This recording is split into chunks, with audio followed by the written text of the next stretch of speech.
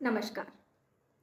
क्या आप जानते हैं पूरी दुनिया में 235 people out of 1 lakh die of heart disease, लेकिन इंडिया में ये स्टेटिस्टिक्स ज़्यादा है, which is 272 more than the entire world's statistics. Hello and welcome to the basic meals. This is dietitian Anuradha Sharma और आज मैं आपके सामने डिस्कस करना चाहूँगी कि क्यों हमारे देश में रिस्क फैक्टर्स ज़्यादा हैं हार्ट डिजीज़ होने के लिए। कुछ समय पहले मैंने एक आर्टिकल पढ़ा था जिसमें बताया गया कि जब से इंडिया में रिफाइंड ऑयल ज़्यादा यूज़ होने लगा है तभी से यहाँ कार्डियक प्रॉब्लम्स बढ़ गई हैं। एक और आर्टिकल पढ़ा जिसमें दिखाया गया था कि इंडियंस में fat percentage as a body composition बाकी सारी रेसेस से ज़्यादा होता है। So basically even because of our body composition हम लोग दूसरे रेसेस के कंपैरिजन में थोड़े से ज़्यादा रिस्क पर हैं कि हमें हार्ट डिजीज़ हो सकती है। सो ये जेनेटिक फैक्टर्स तो हैं ही, उसके अलावा हेरिडिटी फैक्टर्स भी हैं।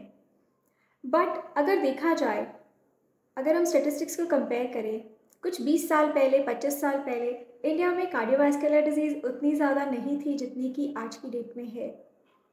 सो जाहिर सी बात है कि टोटली जेनेटिक या हेरिडिटरी कॉजेज़ को तो हम ब्लेम कर ही नहीं सकते। कहीं ना कहीं हमारी डाइट और लाइफस्टाइल में ही ऐसा कुछ फ़र्क आ गया है जिसकी वजह से हार्ट डिजीज़ इतनी ज़्यादा हो गई है कि हम टॉपर्स ऑफ द वर्ल्ड हैं, and that is nothing to be proud of. So coming to the risk factors, क्या कारण है कि इंडियंस में हार्ट डिजीज़ ज़्यादा है? सबसे पहले स्मोकिंग। इंडिया में स्मोकिंग बहुत ज़्यादा हो रही है। हम जहाँ जाते हैं हर जगह हम देखते हैं यंगस्टर स्मोकिंग की तरफ काफ़ी ज़्यादा झुकाव है। इनफैक्ट मेट्रो सिटीज़ में हम ज़्यादा देखते हैं, दूसरे शहरों में हम कम देखते हैं। काफ़ी बार मैं ऐसा देखती हूँ कि इवन जो कॉमेडी शोज़ हैं वहाँ पर भी स्मोकिंग को एनकरेज किया जा रहा है, कहने के लिए कि अरे हम तो सुट्टा ब्रेक लेते हैं, स्मोक इतना तो करना ही पड़ता है, एक्सेट्रा एक्सेट्रा। सो बेसिकली जिस कंट्री में स्मोकिंग की एडवर्टाइजमेंट बैंड है, जिस कंट्री में स्मोकिंग के हर पैकेट के ऊपर इस तरह से दर्शाया जाता है कि ये लेने से आपको क्या क्या बीमारियां हो सकती हैं, उस कंट्री में स्मोकिंग बहुत ज़्यादा बढ़ रही है।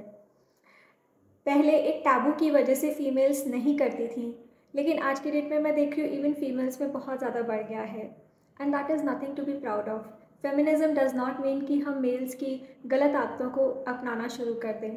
अगर अपनाना ही है तो अच्छी आदतों को अपनाएं, जिस तरह से वो बिज़नेस में बहुत ज़्यादा डील कर पाते हैं, जिस तरह से एक्सटर्नल प्रेशर्स को बहुत ज़्यादा डील कर पाते हैं, वो चीज़ें भी तो हम उनसे सीख सकते हैं ना। स्मोकिंग, ड्रिंकिंग और ऐसी हैबिट्स ही क्यों सीखनी है जिसकी वजह से हमारी सेहत खराब हो।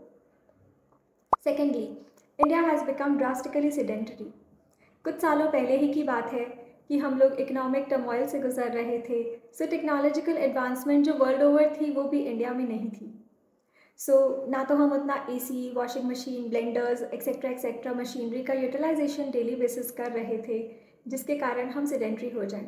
आज की डेट में इंडिया फ्लरिश कर रहा है, that is something to be proud of, but साथ में ही हम बहुत ज़्यादा सेडेंट्री होते जा रहे हैं। हमारी लाइफ में इतनी ज़्यादा मशीनरी आ चुकी है कि हम हिलते भी नहीं। मैंने काफ़ी बार देखा है कि लोग अपने घर से एक पास की स्टेशनरी शॉप या ग्रॉसरी शॉप तक जाने के लिए भी स्कूटर या बाइक या इवन गाड़ी निकालते हैं, जो अल्टीमेटली ट्रैफिक में फंस जाती है। उससे तो अच्छा कि हम पैदल ही चले जाते। कोई 1 या 2 फ्लोर पे भी रहता है तो वो लिफ्ट ही यूज़ करता है, 16 तल्ले पे रहने वालों की तो बात ही छोड़ दीजिए।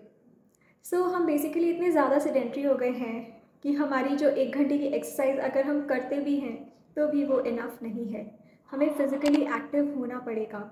बट हाँ, जो मॉडर्न लाइफ है उसमें से हम मशीनरी तो नहीं निकाल सकते, टेक्नोलॉजिकल एडवांसमेंट को तो नहीं हटा सकते, लेकिन हम इतना तो कर सकते हैं कि कोशिश करके जितना हो सके फिज़िकली एक्टिव रहें। जहाँ ज़रूरत नहीं है वहाँ तो व्हीकल्स का यूज़ ना करें, जहाँ ज़रूरत नहीं है वहाँ तो लिफ्ट का यूज़ ना करें, जहाँ ज़रूरत है वहाँ पर हम मूवमेंट करें, दूसरों के ऊपर डिपेंडेंट ना हों, मशीनरी के ऊपर भी जितना कम हो सके डिपेंडेंट हों, तो हम थोड़े से फिज़िकल एक्टिव हो सकते हैं। Now please do not mix up physical activity with exercise.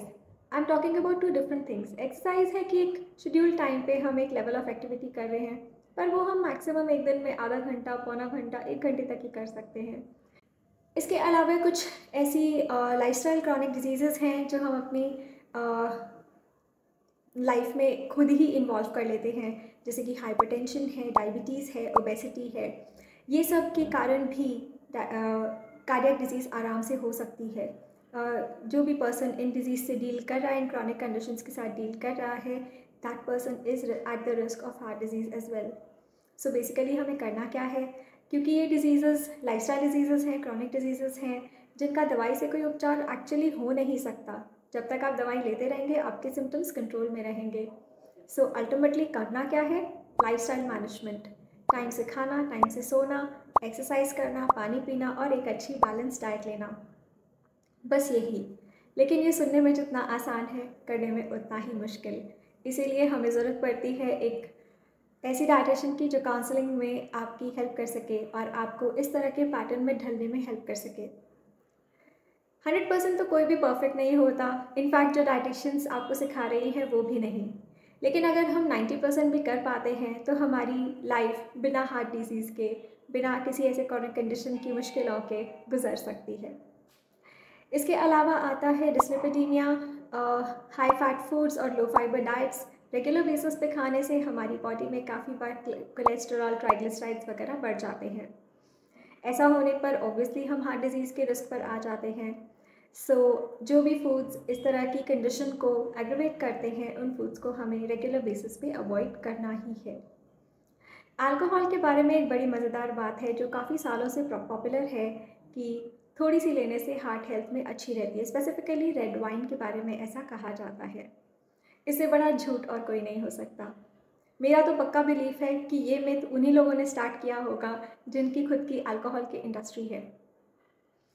अगर कोई स्टडी ऐसा बताती भी है तो मुझे पूरा शक है कि उस स्टडी को इंडस्ट्री ने ही प्रमोट किया होगा, उन्होंने ही फंड किया होगा।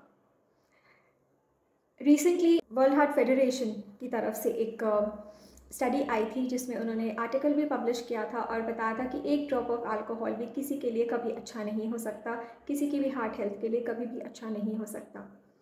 मैं इस लिंक को आपके साथ ज़रूर नीचे शेयर करूँगी, आप भी इसके बारे में पढ़ सकते हैं। और ये बात ज़रूर हम सबको समझ लेनी चाहिए कि अल्कोहल अगर थोड़ी क्वांटिटी में अच्छा होता भी तो it is an addictive thing.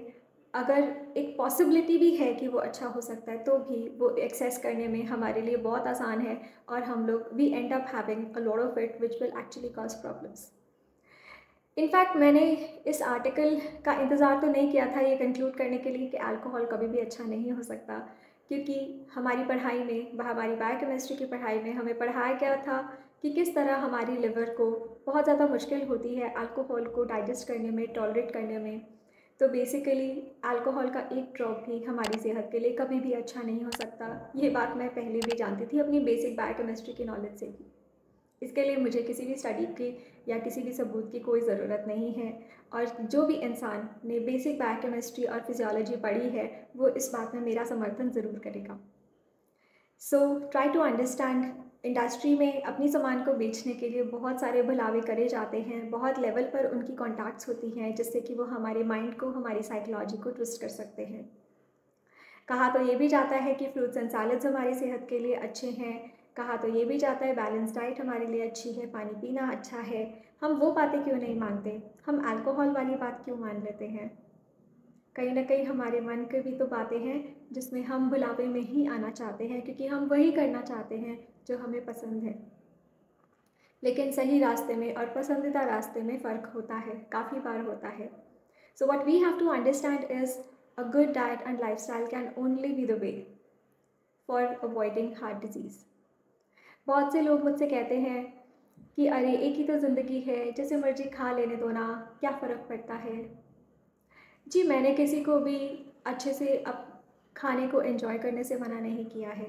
अगर हम रेगुलरली अच्छी डाइट फॉलो करते हैं और अगर हमें कोई हार्ट डिजीज़ नहीं है लंबे अरसे तक, तो कभी कभी कोई ऐसी चीज़ जो टेस्टी है लेकिन हाई फैट है, हाई शुगर है, हाई सॉल्ट है, उसे थोड़ा सा पोर्शन में खाने में कोई एतराज़ नहीं है। मैं ये नहीं कह रही कि जो चीज़ें सिर्फ टेस्ट के लिए बनाई जाती है और हेल्दी नहीं होती हैं, उसे कभी भी नहीं खाया जा सकता। लेकिन अगर हम उन चीज़ों को रेगुलर बेसिस पर ज़्यादा ले रहे हैं और हमारी डाइट बहुत ज़्यादा डिसबैलेंस्ड हो रही है, excess in fat and sodium and less in fibre and complex carbs and proteins etcetera, तब तो वो हमें नुकसान करेगा ही ना। हमारी बॉडी एक बहुत ही कॉम्प्लेक्स ऑर्गेनिज्म है। We have 11 organ systems and definitely थोड़ा बहुत डिसबैलेंस कभी कभार किया हुआ हमारी बॉडी हैंडल आराम से कर सकती है, उससे हमें कोई प्रॉब्लम नहीं होती। लेकिन प्रॉब्लम ये है कि आज की डेट में हम इंटेलिजेंस में इतना ज़्यादा बढ़ गए हैं कि हम रेगुलर बेसिस पर इंटेलिजेंस में ही लगे रहते हैं। हर सैटरडे संडे बाहर खाना है, बीच में भी कभी ऑर्डर कर लिया, कभी आज ये खाने का मन है जी, आज हमने चीज़ डाल के खाना बनाया है जी। चीज़ मतलब प्रोसेस चीज़, नॉट घर पे बना हुआ। कभी हमारे घर में गेस्ट आ रहे हैं, कभी पार्टीज़ है, कभी हम कहीं जा रहे हैं, कभी बर्थडे है, कभी एनिवर्सरी है, और त्योहारों की तो लिस्ट इतनी बड़ी है इंडिया में। और सरप्राइजिंगली आज की डेट में हम वो त्यौहार भी मनाते हैं जो ट्रेडिशनली हमारे स्टेट्स में नहीं मनाए जाते थे। अच्छी बात है, एंजॉय करना चाहिए, लेकिन हर चीज़ को खाने के साथ ही जोड़ना कोई ज़रूरी तो नहीं। बहुत हैवी और रिच खाना ही रेगुलरली खाते रहना तो कोई ज़रूरी नहीं है। यही बातें हमारी समझने की ज़रूरत है। हर चेन ऑफ रेस्टोरेंट, हर ऐप जो खाने को बेचती है, रिच खाने को बेचती है, वो तो अपनी सेल पे ही ध्यान देंगे ना। तो वो तो ऐसी एडवर्टाइजमेंट ज़रूर करेंगे कि वो हमें लुभावने करें और हम लोग उनकी तरफ अट्रैक्ट हों। पर कहीं ना कहीं हमें भी तो अपनी जजमेंट लेनी पड़ेगी। ठीक है, आप भुजिया खाना चाहते हैं, खाइए, कभी कभी खाने में कोई एतराज़ नहीं है। आप पकौड़े खाना चाहते हो, आप पिज़्ज़ा खाना चाहते हो, ठीक है, कभी कभी कोई एतराज़ नहीं है। लेकिन वो कभी कभी कितना कभी कभी होता है, वो हमारे समझने की बात है। पोर्शन कंट्रोल, ऐसा नहीं कि एक वीक में एक बार खा सकते हैं जी, वीक में एक तो चीट डे होना ही चाहिए। क्यों होना चाहिए? क्यों हमारी ज़ुबान पे इतना भी कंट्रोल नहीं हमें कि हम हार्ट डिजीज़ तक पहुंच जाएं? बहुत ही सैड एक्सपीरियंस मैं आपके साथ शेयर करती हूँ। एक पर्सन को मैं जानती हूँ, जिसका नाम तो मैं डिस्क्लोज़ नहीं करूँगी, लेकिन उनकी फैमिली में मैंने एक चीज़ ऑब्ज़र्व की है कि ओबेसिटी सभी को है। हम लोगों ने साथ में कहीं पे कुछ स्नैक्स ऑर्डर किए थे और मैंने नोटिस किया कि हम लोग जितने भी फ्रेंड्स ने वो स्नैक्स ऑर्डर किए, उसमें सबसे ज़्यादा रिच स्नैक उसी फैमिली ने ऑर्डर किया था, जिसमें ज़्यादा फ्राइड आइटम्स एक्सेट्रा ही थे। और एक बार मिलने पर वो मुझे बहुत दुखी होकर बता रही थी कि किस तरह से उनके हस्बैंड को हार्ट अटैक आया और वो बहुत दुखी हुए and so on and so fourth. और मैं उस वक्त यही सोच रही थी कि आपके खाने में इतना ज़्यादा फ्राइड फूड है, जो कि मैं देख पा रही हूँ। आपकी ओबेसिटी आपकी पूरी फैमिली में रनिंग है, जो कि मैं देख पा रही हूँ। मैंने ऑफ़र भी किया कि मैं आपकी हेल्प कर सकती हूँ, बट आपने उस ऑफ़र को बिल्कुल रिजेक्ट कर दिया कि नहीं नहीं, हम तो ऐसे फॉलो कर ही नहीं पाएंगे। एंड देन जब हार्ट अटैक आता है तब आप दुख मनाते हो। सोचने की बात है, जब तक हमारे पास कोई प्रॉब्लम नहीं आती तब तक हम बड़ी बड़ी बातें करते हैं, अरे जीवन तो जीने के लिए है, खाने दो ना। लेकिन जब आता है प्रॉब्लम, तब तो हमें बहुत तकलीफ़ होती है ना। और ये बात तो सही है कि जीवन जीने के लिए है, एक दिन तो मरना ही है। लेकिन मरने से पहले रोज़ रोज़ क्यों मरना है? क्यों 15-15 दवाइयाँ खानी है? क्यों इतना तकलीफ़ सहन करना है? दवाइयों के भी साइड इफ़ेक्ट्स होते हैं। So try to understand and try to believe what is correct, not get lured by the marketing strategies of various companies. That is what is going to keep our heart healthy. Namaskar.